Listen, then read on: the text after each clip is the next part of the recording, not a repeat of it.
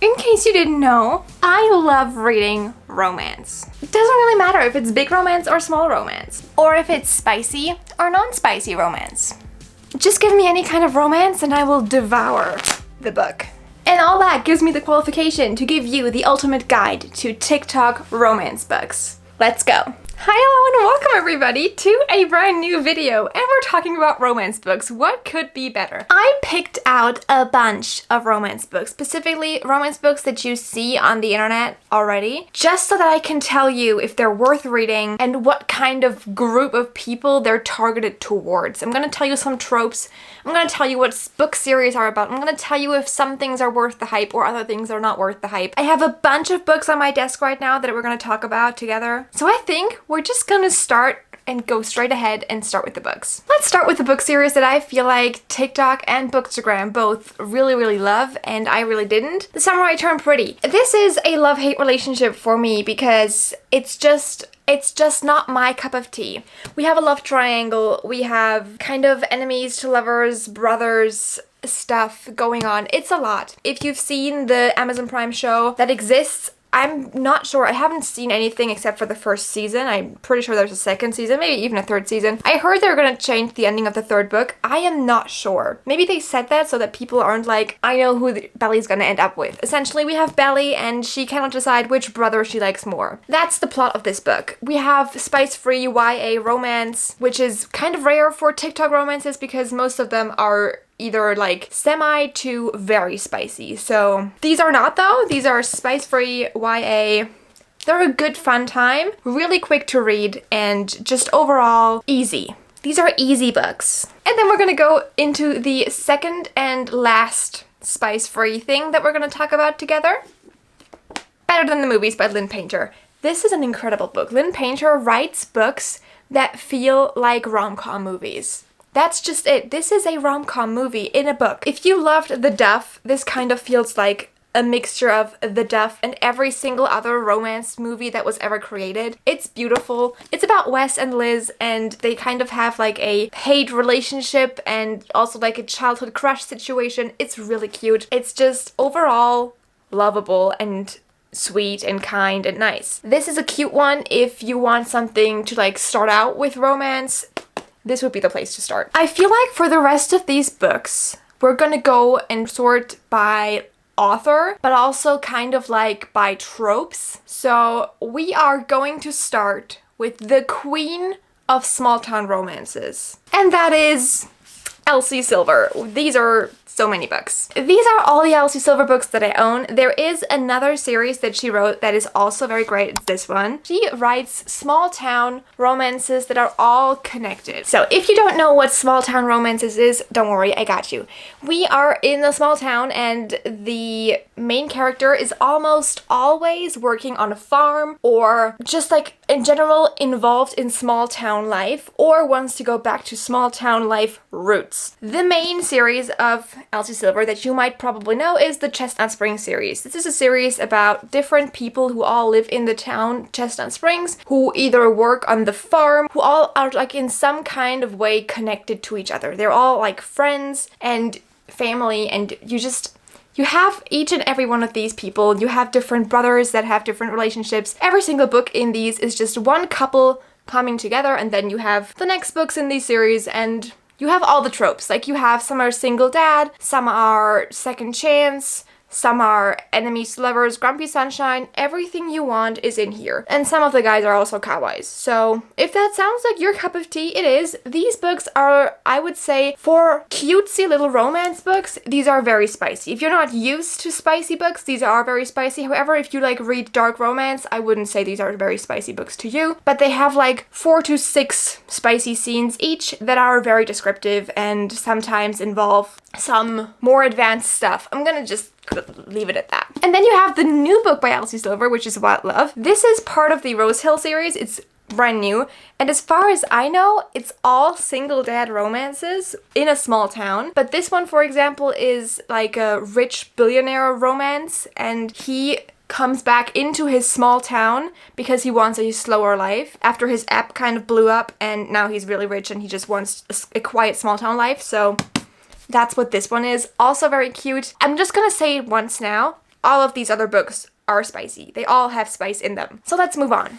Since we were already talking about billionaire romances, why don't we continue talking about billionaire romances? Now, if we talk about billionaire romances, there is only one name that comes up. Okay, there's two names, but we're gonna talk about the other one after this. First off, we're gonna talk about Ana Huang. Now, I only have these here. I don't have physical copies of the Kings of Sin series because I read them on Kindle Unlimited, but I read all of them. They're billionaire romances. These are also billionaire romances. The main plotline of billionaire romances is pretty easy, so let me explain them to you. Billionaire romances, what's going on? You have a rich guy and just a regular girl that, for example, in this case, is the rich guy's best friend's brother, sister, whatever. And they're kind of like, distant at first, but then they dealing with a little bit of forced proximity and they get together. Rich guy. We have Princess Bodyguard romance, which is very fun. If you loved The Princess Diaries, this is great. Really, really great. We have a best friend's brother, but I actually hate you, so this is Twisted Hate. Then we also have Twisted Lies, which is, again, possessive billionaire romance, and influencer. She's an influencer, so this is their story. All these are fun, all of these are good. I had a blast reading all of these books. They're good. As I mentioned before, the queen of billionaire romances is right here. Lauren Asher. Lauren Asher started out with writing sports romance, specifically Formula One romance, which we're gonna get to afterwards because billionaire romance first. So let's start talking about the Dreamland Billionaire series. This is a story about three brothers. Brother number 1, brother number 2, brother number 3. This is essentially three brothers that own Disney. It's not Disney, it's Dreamland, but Disney and Dreamland is about the same. So they have this Disney park and they're like all kind of working for this company because it's a family company. Dreamland Billionaires. They're fun, they're cool, they're cute. I like them. And then with this third book, we're going back into small town. So in this third book, the main character goes into a small town to kind of like live in a house where he's supposed to live in order to get his inheritance. This is billionaire romance in said small town again, but this time we're fixing up a house. This is Love Redesigned. It's my favorite book by Lauren Asher. I really, really enjoy this book. I like it. It's fun, it's good, it's cool. It's just the right amount of banter and cuteness at the same time, and I just had a blast. As I said before, Lauren Asher's first series was the Dirty Air series. This is sports romance, but sports romance on its own would just be boring. So we have Formula One sports romance. Didn't know it existed? Now you do! So we are starting out with Throttled, moving on to the next, Collided, Wrecked, Formula One romance, and Redeemed, Formula One romance, however, my favorite in the series. What I have to tell you about this series, technically every single book is connected to each other. But like with all of the series beforehand, you can of course read each and every book on its own. Like these are all separated stories. Each of these is one closed romance story, and then it's just another friend that has the next book and another teammate that has the next book. So overall, we're just like, we know the characters, but the romance is completed in every single book. Since we were already talking about sports romances, why don't we go deeper into this sports romance genre? And we move to the L. Kennedy books. This is the off-campus series. We have college hockey romances. It's a thing. Hockey romances is a thing. And once you go into the hockey romances, you never come back. This is where I started my hockey romance journey, and then it kind of went off the rails from there. I don't have most of the hockey romances that I ever read, but this is one of the most popular series that you will hear about. It's just good. It's good, it's fun, it's cute. Again, with these, you have 4 interconnected books that are each separate. You can technically read each of these books on their own. However, if you do plan on reading every single one of those 4, you read them in chronological order, which is The Deal, The Mistake, The Score, and The Goal. And after you read all 4 of those, then you can read The Legacy. The Legacy is the 5th book, however, there's only 4 guys and 4 girls. So what is Legacy? It's a book that's like 3 years after everything, and it kind of just shows where everybody is in life. Overall, we have kind of possessive hockey teammates and roommates, and it's overall just a good fun time. They are spicy, they are collegey, so the people are not old and there are no big age gaps here. So if that is what you're looking for, then maybe the off-campus series is for you. Talking about ice hockey romance, we got the most popular ice hockey romance on TikTok, Icebreaker. Icebreaker, I think, is very popular because Icebreaker is extremely spicy in the sense that they're kind of doing it while their friends are in the same Uber as them and they're in the back seat of the Uber. That kind of spice, okay? That's what we're talking about. Icebreaker is also a college hockey romance, but we have the guy and she's a figure skater. So they kind of like have a deal where he has to help her figure skate. It's a whole thing. It's cute. I remember it being kind of cute, but I also remember this was one of the first really spicy books that I read, and it was just too much for me personally. I don't enjoy too much spice in my books, and this was just too much that made me uncomfortable to the point where I was like, can we just have a break from this now? Like, I want more cute, fluffy romance and less spicy stuff going on. So that's it. But, however, the second book in that series, Wildfire, was a lot more up my alley. Probably because it was a little more tame and it was a little more teen focused. This is by no means a YA book. All of these are new adult books. In this case, we're in the same friend group again, okay? So these people have these friends and they met at a party and then they kind of hooked up, but they never did anything about it, and then they meet at camp again where they're both camp counselors. And it's a little bit of a forbidden romance because of course they have a no fraternizing policy at the camp. So that's what Wildfire is about. And of course they don't follow that non-fraternizing rule, okay? We know this, we're here for this. However, I think in my personal opinion, I liked Wildfire a lot more than I liked Icebreaker, and I think it deserves a lot more hype. However, Icebreaker gets more hype just because it's spicier. I feel like now is the best time to introduce to you the only 2 books that were kind of really popular on TikTok and Bookstagram that are queer. I feel like we need a lot more very popular queer romances because there are a lot that are great, but they're not as popular, and I'm trying my best, but they're just not. So let's talk about One Last Stop and Red, White, and Royal Blue. I think that these are the poster child examples. Red, White, and Royal Blue is a love story between the son of the President of the United States and the British Prince. That's it. It's a cute romance. It has spicy scenes. It is a movie as well, so if you're not into books, first of all, what are you doing here? You can just watch the movie. It's also very good. However, of course, the book is better. Who am I trying to kid here? The book is better, but the movie is okay. The movie is good. The movie is better than I expected the movie to be. Now, the same author, Casey McQuiston, also wrote One Last Stop, which is a romance between 2 girls who meet on the Q train. However, one of the girls is actually stuck on that subway in New York and she can't get off, and she's been stuck in that subway for years. And now they're trying to find a way to get her off of that subway. However, her getting off of that subway also means that she goes back into the past, and that's kind of like not the best possible outcome for a romance. So this one was great. I personally liked One Last Stop a little more than I liked Red, White, and Royal Blue, but I loved them both a lot. I feel like one of the biggest names in romance books is Emily Henry. Does it bother me that I have Happy Place in a hardcover edition? Absolutely, yes it does. We're just not gonna talk about it, and we're just gonna talk about Emily Henry books. Emily Henry writes, I would say, a little more focused on the story and focused on the romance than focused on the spice. Some of these books are very spice focused and follow a very repetitive pattern. I feel like with Emily Henry books, these are not as repetitive and they're not as commercial maybe. These are a little more special each.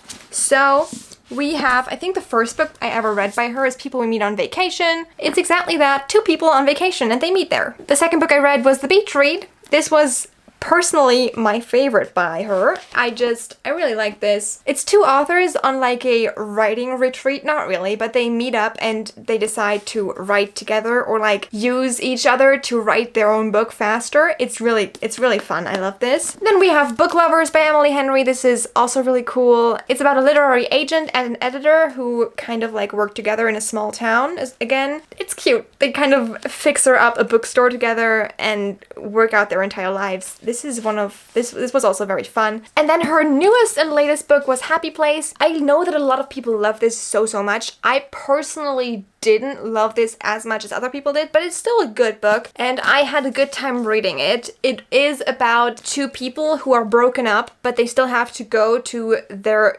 annual vacation with their best friends, and they haven't told their best friends that they're broken up. So they have to pretend like they're still engaged. Now let's move to another romance author. How many do you have? Don't worry, we're almost at the end. You don't have to sit here much longer with me. This is Tessa Bailey. Well, not this specifically, but these are Tessa Bailey books. The chances that you've seen a Tessa Bailey book in a bookstore before are very large. Like, she writes so many romances, so many series, so many different romance books, but I feel like the most popular on Book Talk or on Bookstagram are It Happened One Summer and Hook, Line, Sinker. This is a duology about two sisters who move to a small town because they have to kind of fixer-upper a bar, and then they start relationships with fishermen. It sounds so bad. These are cute, these are fun. However, these are not my favorite Tessa Bailey books. We have other Tessa Bailey books. For example, this. This is Secretly Yours. I also read the second book, which I don't actually remember what it was called yet, but I'm gonna put it here for you. Secretly Yours is kind of like a small town wine romance. They have a vineyard and she's a wine critic, and we have kind of little love letters, but we don't know who writes the love letters, and it's cute. It's a cute little story. But my favorite of hers that I've read so far is this series. These are kind of fixer-upper romances, I would say. Not really because every single one of them is a fixer-upper, just the first one, but all of the guys in this series work in construction. They're in the same construction company, and the girls are like besties. We have Fix Her Up, which is the first book where she is a professional clown, which is also like, I really had a blast reading this. She's a professional clown, and he kind of helps her with renovating a house. And then we have my favorite Tessa Bailey book, which is, I think, very unpopular, but this is Love Her or Lose Her.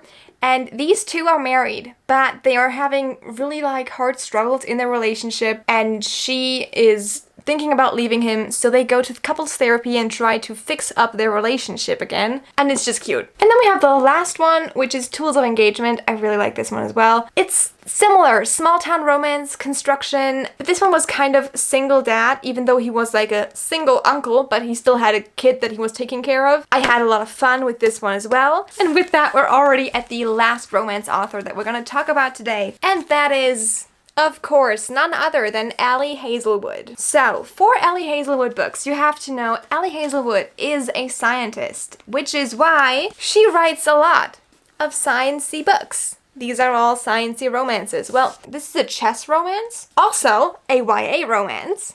Okay, so no spice in this one. Check-in Mate is about two teenagers who play chess professionally, and that's about it. And then we have the original, the Holy Trinity of Ali Hazelwood books. Okay, this is book 1, 2, 3. Technically, that is the order you could read them in. You don't have to read them in this order. These books are not technically interconnected.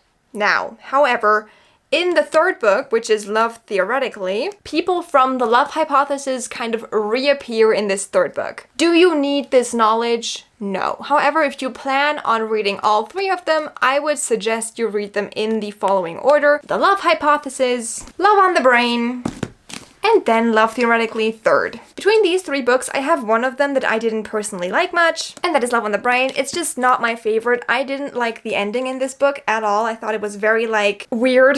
And then you have The Love Hypothesis, and you have Love Theoretically. These books are all very similar in the plot because this is for example, about two biologists. This is about two physicists. It's cute. I'm just overall very happy with these. Spice-wise, we're in like a range of 2 to 3 spicy scenes that are very descriptive. And then the last book by Ellie Hazelwood that I put in here is Bride, just because I felt like I needed to tell you that Bride is by Ellie Hazelwood, but it's her first fantasy book. It's a vampire werewolf love story that is just typical Omegaverse. I personally really enjoyed Bride, but I know that if you, for example, are not really into fantasy, or if you didn't read a lot of Wattpad werewolf stories when you were a teenager, maybe this is not for you. But I'm still gonna include it just because it fits the vibe. It fits the romance vibes. And with that, we're done. We're done talking about all the romance books.